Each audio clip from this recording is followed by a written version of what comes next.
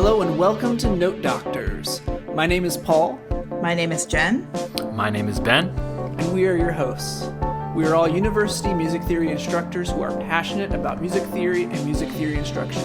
In this podcast, we will be talking about all things theory with some of the best music theory teachers in the country.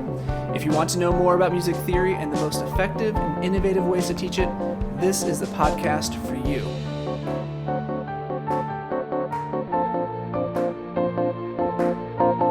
So today we are talking with Blaise Ferrandino about theory, composition, pedagogy. It's a great conversation. Ben, tell us a little bit about Blaise.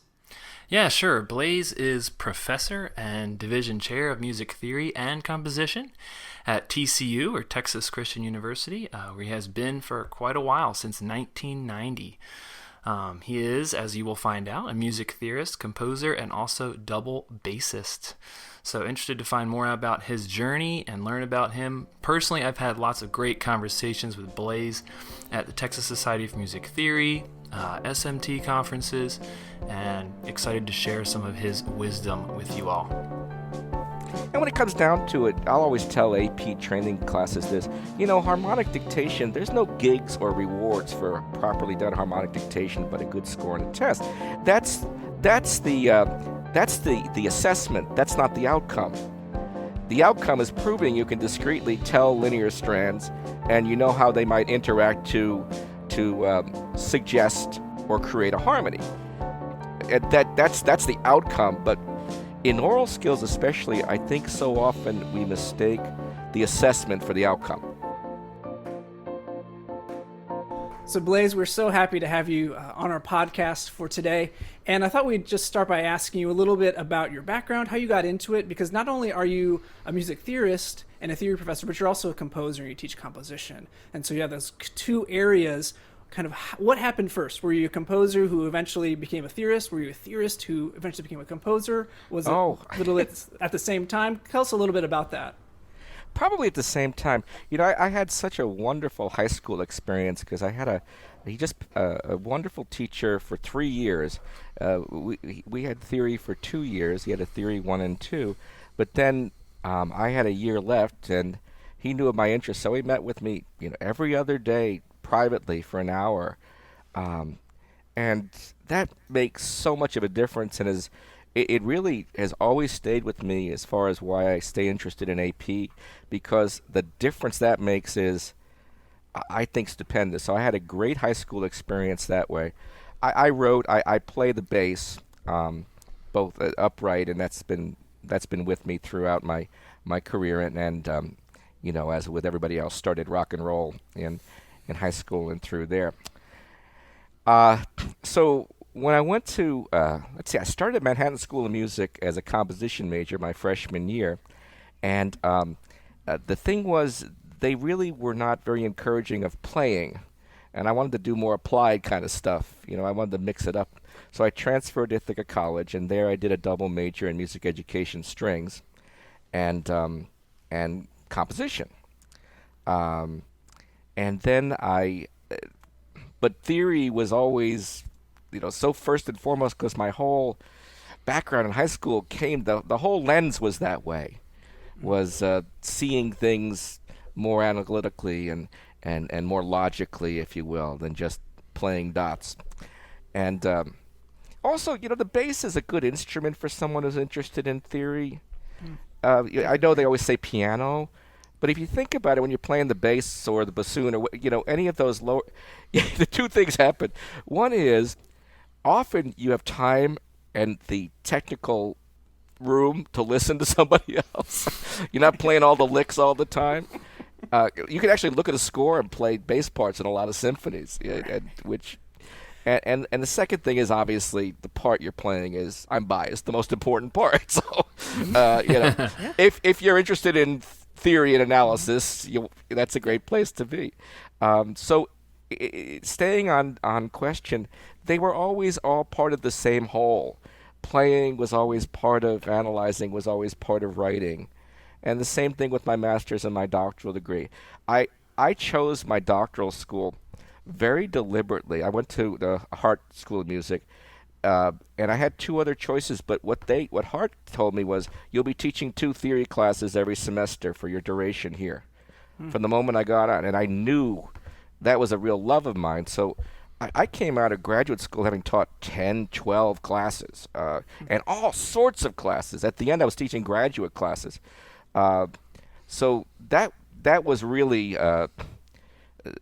that interest in theory and theory teaching actually was more important to me than the composition teacher, who ended up being great. That experience was great as well, but I really wanted to have that experience in my doctoral work to teach and to obviously to teach theory. So it's all been together the whole time, I think. I have to say, your experience reminds me a lot of myself in certain ways, because I had music ed first, and then I changed over to performance, trumpet in my case, so I didn't get the bass lines as well as you did, but I had the melodies going pretty well. And then switched over to theory, for better or for worse, for PhD. Yeah. I also started music ed and then was theory kind of the rest of the way, but was an alto and choir and a French horn player, so those middle lines are what I'm really good at. Yeah. Oh, and they're so important. It's so neglected. Yes. But I think the music ed background gave me, and it sounds like it gave you, just a desire to be a really excellent teacher, and some of the tools to be a really excellent teacher that I might not have gotten if I had gone a different route, or I might have had to pursue them more actively to get them. I think you're right. Yeah, if you might have that interest to begin with, but it sensitizes you even further to the idea of deliberate teaching. Right. So I've seen you at conferences present all sorts of interesting things about teaching oral skills, about kind of marrying written theory with the oral skills class, things like the part writing matrices that you create for them, or echo singing. Could you talk about some of those things? How did they come to you? What are they? How do you use them in class? Yeah, the matrix came to me. I'll explain what it is in just a moment, but it came to me in the middle of an AP 5-day workshop where somebody before a break asked a very pointed question about how to connect what they're singing to what they're writing and what they're analyzing, and how to connect the dots. And we're all always struggling for that, making it real, making connections. And for whatever reason, the hymn we were looking at, I think we were doing a Roman numeral analysis. During the break, I just quickly went up to the board and I sketched what became a foundation for a matrix, which is simply steal the harmonic progression and don't worry about the specific linear strands, but the harmonic progression, and then make a stack of syllables, solfege syllables that are in each respective harmony. Do, mi, sol, do for tonic, etc. Over time, I refined it to make like multiple octaves, and you might think that's silly, but I found that when I work with the students and I just write do, mi, sol, do, and then ti, re, sol, ti, and just write a minimum amount of, nothing happens. They just kind of stay put within one single linear strand, which is cool, especially for inner voice training. But when I spread it out, people started adventuring and occasionally skipping, and then some going into other niches. It works really well because it always sounds good. It's never not sounded good, because people tend to find their own comfort zone.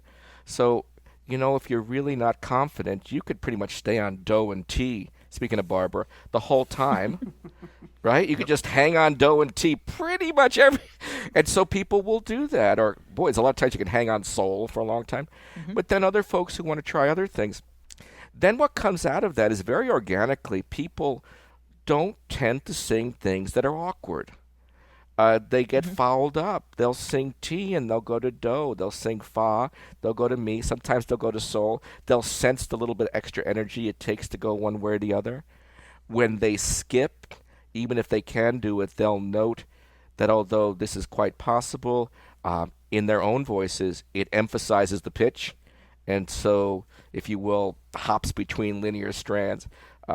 Very organically, my favorite way to describe part writing or harmony in general is the interaction of linear strands within harmonic pitch space.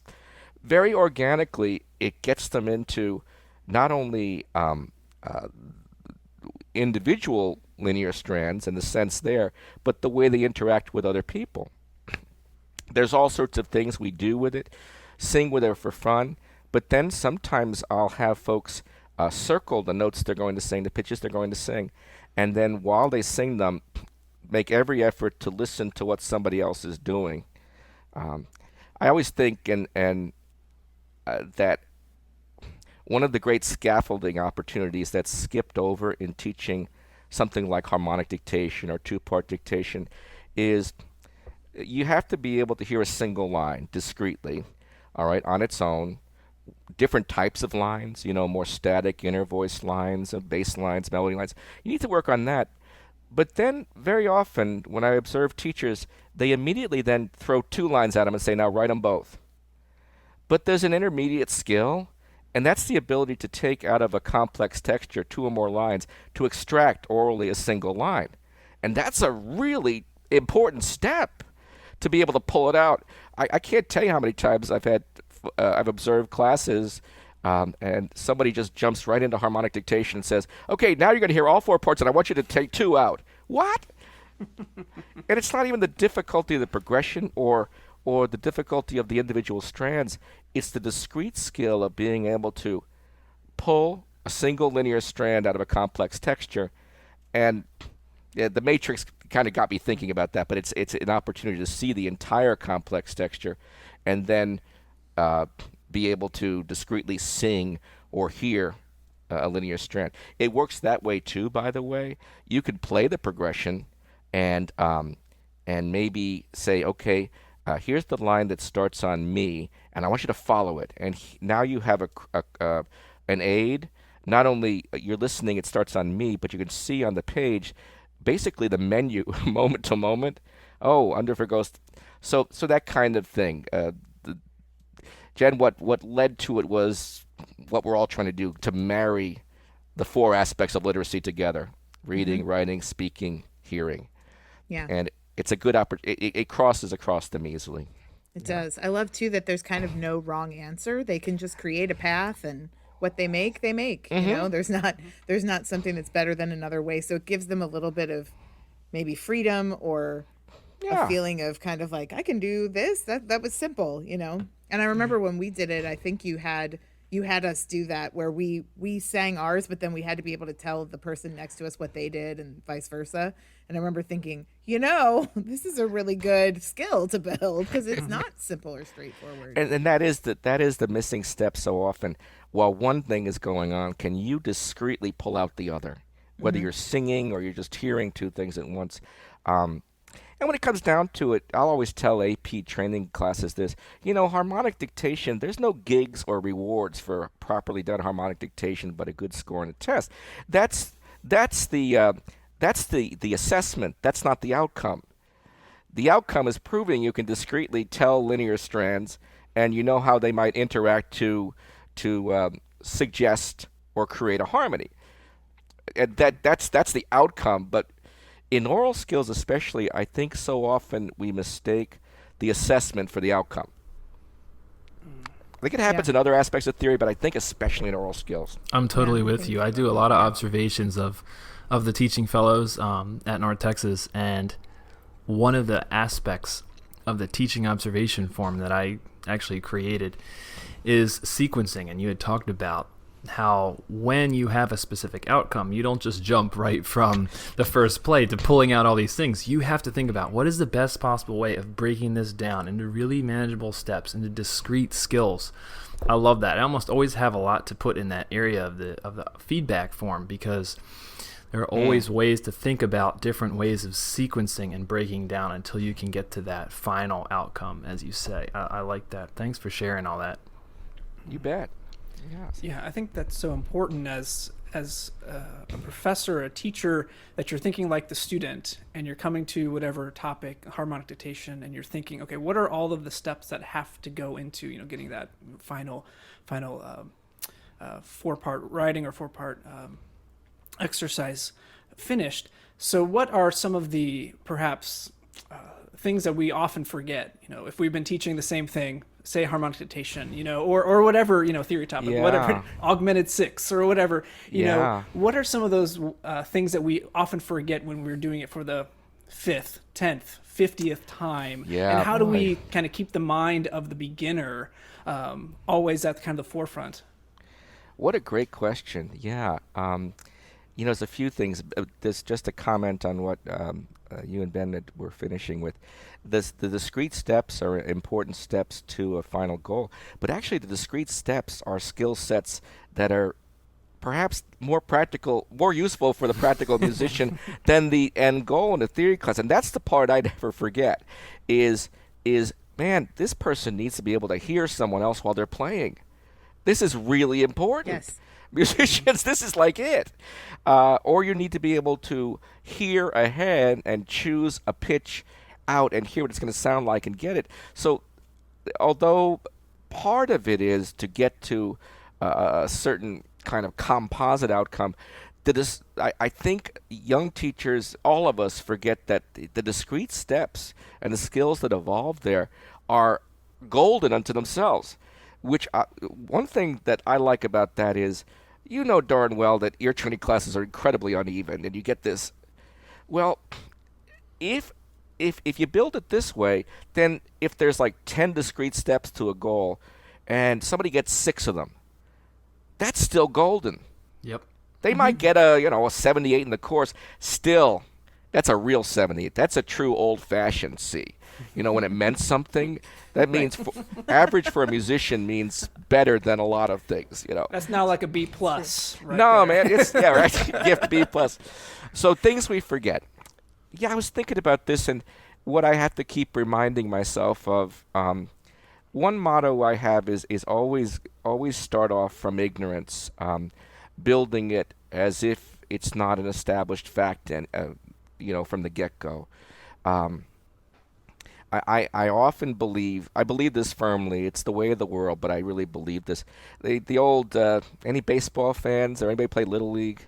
Remember, they always stick the worst player in right field. Mm-hmm. The basic reason is most people are righties. They pull the ball. Nothing gets hit to right field because no kid can get it out there. Mm-hmm. So the right fielder doesn't have to be able to do anything. There's that great Paul Stuckey song, right, about out in right field, if you've ever heard it. But then the true baseball fan knows a little more down the road that the right fielder actually has to have the best arm, number one.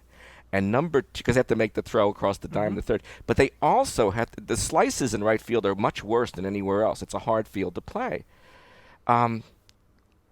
Really, your best player should be in fundamentals. The first grade teacher should be paid $250,000 a year, in my opinion.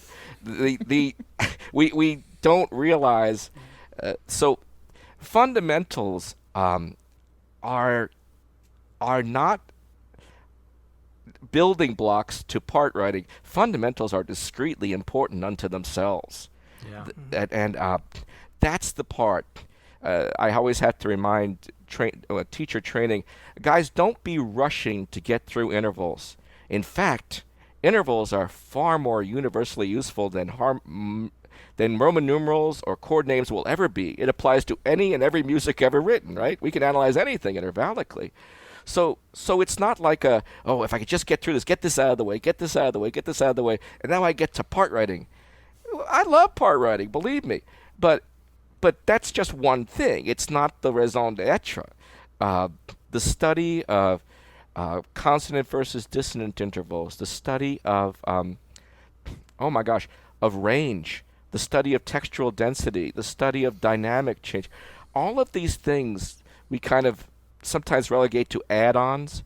Yeah, we're trying to squeeze them in along the way. Yeah. Right, yeah, and they're just so often just, my gosh,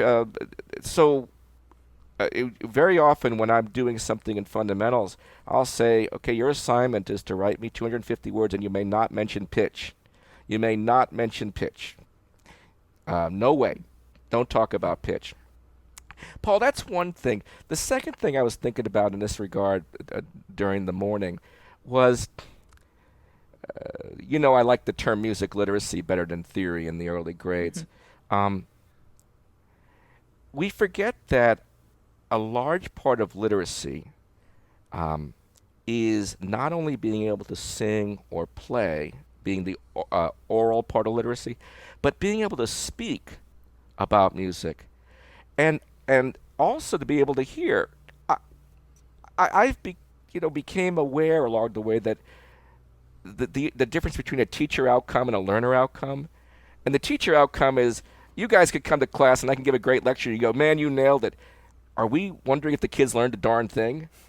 No, but for us theorists, we had a great time. It's like I always say, theory texts are written for people who know it already, very often, Yeah. and we talk to each other about it that way. So this notion that this leads back to the notion of there's a literacy, a music literacy that has to be built so that you understand the words I'm saying and they evoke sound and ideas in the abstract the same way music would. And that takes some thinking as a teacher. And I think they have to talk back to us and write back to us. And not in simplified terms, but using the proper terms. I know it's hard to do that. The 18-year-old doesn't want to talk. They just, and when they do, they're not quite comfortable with the terminology yet.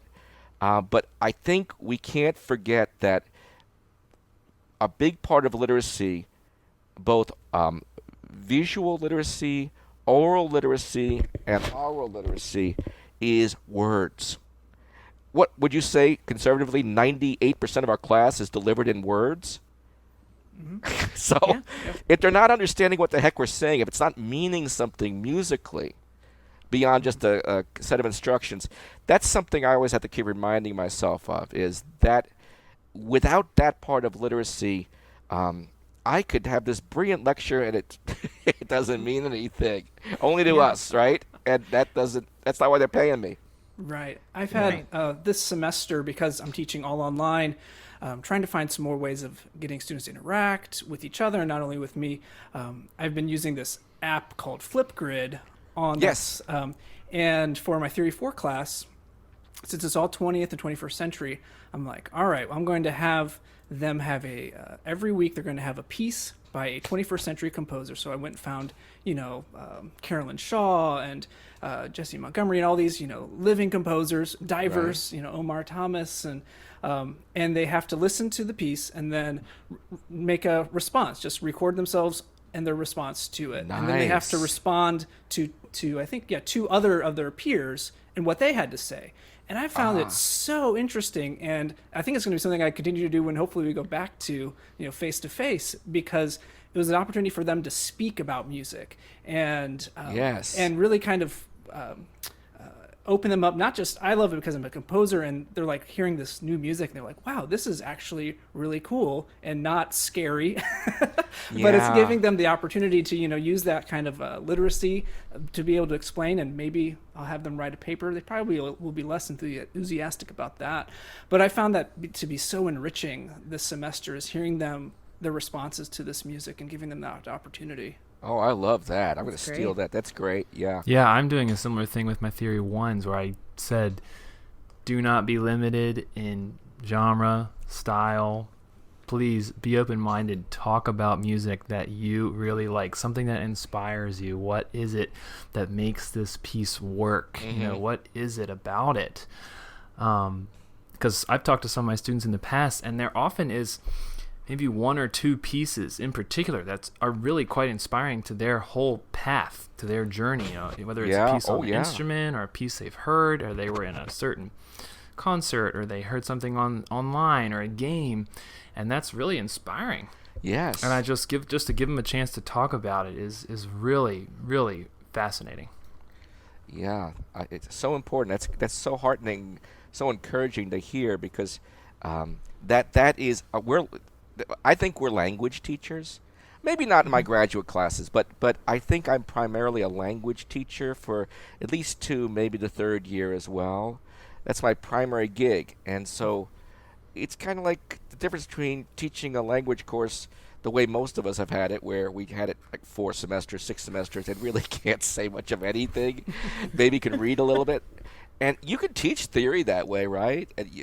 And on the surface, people get grades, and at the time they jump through the proper hoop. but they can't speak the language. They have no idea. Maybe occasionally they go, "Oh yes, authentic cadence. I've heard of that." Or it's like, "Como se llama?" or something. You could say one thing or hear, "Oh, I recognize that. They're insulting me," or so. But it's to get a really good language teachers go way beyond that to the kind of thing you're talking about. I know your vocabulary is limited, but you do have some, and here's some I'm going to provide for you, some vocabulary. Now talk about what you're hearing. Yeah, start getting into it. Yeah. It's really good. One of the things I love about doing this podcast is that then I'm like, I'm going to use that. I'm going to use that tomorrow. It happens every single time. So could we shift gears and talk a little bit about composition? Because you are actually the first kind of composer that we've had on the podcast. Paul is also a composer. We were talking about how theory pedagogy often has kind of, there's a lot there, a lot. People talk about it a lot. There are presentations about it a lot. And I don't know that composition pedagogy is quite as maybe laid out. I was wondering, when you teach your really young students, do you follow kind of a curriculum? Do you have a set of activities you give them, or do you sort of let them guide the path a little bit? How do you approach that? Okay. We established for our comp majors, they have a composition. Sound has changed. Is it still okay for you? Something just changed on my end. I don't know what. With our composition majors, they take 2 semesters in a class. And at first I wasn't sure about this when I got to TCU, though those 31 years ago. But then we evolved the curriculum. The fact of the matter is, it's really hard for a kid to fill even a half-hour lesson when they first come in as a composer. And it's a lot better when they can hear other people and contribute their idea. And if it's a week where they didn't get anything done, if it's just private lessons, boy, it's an uncomfortable scene, right, Paul? When you walk into your teacher, you have 3 measures, you just start BSing, you start saying, "Oh well, this week," and you start you try to and make they were up. scribbled in the hall 15 minutes before your lesson. Yeah, you feel so. It's worked tremendously well, because by the time they come now to their 3rd semester, they can fill 45, 50 minutes of an hour lesson pretty consistently. That works well. The way those are run is basically on formal templates. Let's write melodies. Let's write a phrase. Let's write a period. Let's write a binary. Let's write a song. These kind of things straight through, with a lot of listening as well along the way. And it has worked tremendously well. We have a great person teaching it. So when they come to me, I do have some normal things I do. I don't force them in case it's not the right path, but it almost always is. One of the first things I do is I have them go to poetry and read poetry, speak poetry, attach rhythms to the reading of the poetry. We parse it tremendously. We look at versification, we look at prosody, we look at ideas. But then I have them immediately write a rhythmic realization of the poem. No bar lines. One of the, I call it the tyranny of the bar line. One of the hardest things for me, and I think most composers, to get away from when you're young is, oh, and I'll land on one, da-da-da-da, and I'll land on one, da-da-da-da, and there's this, right? We kind of are brought up that way, as opposed to letting the idea be what it's going to be. And consider meter the same thing it is in poetry, which is a backdrop, a given, something you can come into and reinforce, something you can work against. And that becomes the poem, right? The way you come in and out of the presumed meter, or the presumed dance, a march, a saraband. So I want them to write the rhythm that comes with those words. And then after that's really solid, they can recite it, and we talk about it. They can intone it if they like, but I want it in time. Then I have them drop bar lines. And if it works out that it's just symmetrical all the whole time, and the meter doesn't change, that's great. However it turns out, but especially with the English language, I think it's very organically dropping a beat here and there works. It's kind of interesting. But they drop the bar lines. It frees them, and also it makes clear to them. Here's a don't tell anybody. I despise the fact that AP calls what I would call duration rhythm, because rhythm and meter are two separate elements that then interact. Right. One of my favorite images is that rhythm is to meter as pitch is to key. Yep. Mm-hmm. They exist free of each other, but boy, once you put them together, they have an impact upon each other. So for a composer, having this control of that element, of the durational element, or at least an awareness of it, works really well. So they do that, and very often that goes ahead and turns into a song. Next steps, if we get it within a meter, I'll say, all right, add pitches. And then I'll have them write a counterpoint above and a counterpoint below. If they need rules, fine, but usually just what sounds good to you. And then an accompaniment if we want to build there. This is kind of like the same thing with the Matrix. Mm-hmm. Every step of it's golden and good enough in its own right, but if it ends up in a tune, which it often does, all the better. And it also teaches them the lesson that it's wonderful when it comes to you as a lightning bolt in the night, but Paul, I wish. Maybe about 3 measures sometimes, Right. but usually the methodical approach to actually writing something in a deliberate, considered manner. So that's one thing I love to do is the song. Obviously, the poem gives them form. It gives them a beginning, a middle, an end, sections very often. It lays that out for them already, and they don't have to think of it. So there's a lot of givens there. I'll do this. Another thing I'll do if it's not a song, or it might be it's a singer who comes in, and they're very sensitized to these things already, and I'm looking to get them onto something else. I will give them melody assignments with very specific recipes, like it's in 3/4, and you can only write with 3 pitches, and there's 3 sections, and each age measures long. That kind of thing. That works just like a charm. Or these are not new ideas. These are old ideas. These are good old-fashioned ideas from the 17th century. Give me something, give me a fixed thing, and write against it. Yeah. Right? Here's your canis firm, whatever you want to call it. The poem's the given. This is the given. Write something that goes with it.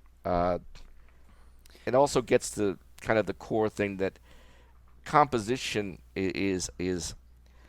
involves creation, but composition is the putting together of things, right? So the idea that you start with a blank page and you can't have anything to go off of, that's fallacious. That's Right. kind of late 19th century hogwash. Yeah. Just there, and then all of a sudden, boom! You have a symphony. Right. Yeah. And so composing is putting together ideas and things that they learn. So it's a great thing to include in a theory course, right? So how do you use composition in your theory 1 through 4? Do you do composition in theory 1? Do you wait till later on semesters? How do you manage that? Boy, that's a great question. And you know what, Paul? I don't think I've satisfied myself with that yet. When I've used it, it takes an incredible amount of time out of the course, and sometimes it drives certain students to a very dark and hurt place. I know, we always talk rah-rah, and it's great that they're creating it. Isn't that great what the kids did? But I noticed over the years that if I had 20 kids, there were probably 4 or 5 I was leaving behind with that project. Who, you know what I mean? And so I had a hard time wrestling with it. For years I did the classic Christmas tune arrangement, and then I'd do this or that, and think about. In later years, for better or for worse, I don't do as many independent projects. I will give them things where, okay, you start this way, and this piece starts quartal quintal, and I want you to use only 8 notes from the aggregate, and then when it gets to the middle section, you can use the other 4 notes, and I want it to convert to tertian. And I'll ask them to do that kind of thing. But I found that I just didn't want to waste the time. Yeah. It is a lot of effort, and it's students have such a hard time approaching it because they're like, oh my gosh, I have to be like Beethoven. They have this romantic ideal of the composer. I'd love to do it, but then I have to weigh it against what I lose. and there's a heck of a lot I lose. So I have found ways to sneak it in with smaller projects, but I keep in mind that for years I did it, and I just never found the way not to leave 20% of them where I know they didn't really get anything out of that. Now, Yeah. right? I've found with projects, where like either the project is so restrictive that some of them feel like you've totally cramped their creativity, but it's restrictive enough that the ones who are scared of composition are like, I can do this because it's really straightforward and it tells me everything I have to do. Or there's enough freedom that the students who feel a little scared to do the project are now really terrified and don't know where to start, and so I found that too. I actually this year for my Theory 4 class, I decided to give them, they have a selection. So they have kind of a final project in the class, but there's options. They can choose to write a short analysis paper. They can do a I like composition. that, yeah. They have paths they can take. I like that. I think that's a good way. One thing I do is in the way of composition is arrangement kind of things. These are fun. They're always a hoot. Yep. I'll take a tune and I'll get the tune, a hymn tune or something, and I'll figure out, hey, in this phrase I could get a Neapolitan and a secondary augmented sixth, and this phrase, and I'll put them in groups and say, you write this phrase, and then we do a mashup and get the kids to come in. It's a hoot. And I've made it so it can't go wrong unless they blow the part writing, which they do, occasionally. But still, they like that. So it's back to this. They are composing, but it's not a blank sheet of paper. Yeah. Mm-hmm. Yeah. And I had a question for the composers as well. I found some of the same things that y'all are saying to be true. What I decided to do last year was do a very, very short composition. Okay. And what I gave them was actually a topic. Like a humanities topic, like for example, nostalgia, nice. Or a broken relationship, and I think I had 3 different topics, and then I just let them write in my Theory 2, and they seemed to really, really like that. And then afterward, I would discuss a song that I thought kind of correlated to nostalgia for me, and I just talked about that as kind of a reflection piece. But what are your thoughts on that, like the little short compositional pieces? Yeah, sure. I guess this is going to sound so funny from a composer, but I keep asking myself, what's the outcome? What am I trying to accomplish with this? The outcome traditionally was this. This is when I came up. The outcome was, if you write with serialism, you'll understand it better. Nah. Most serial composers don't understand it. There's I guess about 10 who really, really got a grip. So there was this, if the thing is, when I use it, Ben, and I would say, let me see, if I took a typical 2-year period, I'll maybe have a couple of times in various levels where I'll do a composition project. It depends on the kids. I'm never going to write it in because it really depends on that group. I had a group 3 years ago who I did 2 projects with because they were built that way. They could reach the outcomes I needed and do it through that as well. But if the outcome is just to have a creative outlet, although that's fun, I think their whole life is spent on creative outlets. So if it fits where I want to get them, then I'll do that. I have a class right now that came in advanced placed. So they came in and started the second semester of theory in the fall last year. They're very swift. They're very quick. We just gotten through concentrating on scales. We're concentrating on sonority types now. Okay, and we're very heavily invested in Debussy music. So with them, I probably am going to do some kind of thing where I kind of give a recipe of that sort. Start in this mode. Da, da, da. I'm always very interested in the aggregate because the aggregate study because it's so easy. Like you get to use and it works and it works for Debussy and it works for all of them. Yeah. Oh look, like Blaises, right? In sales.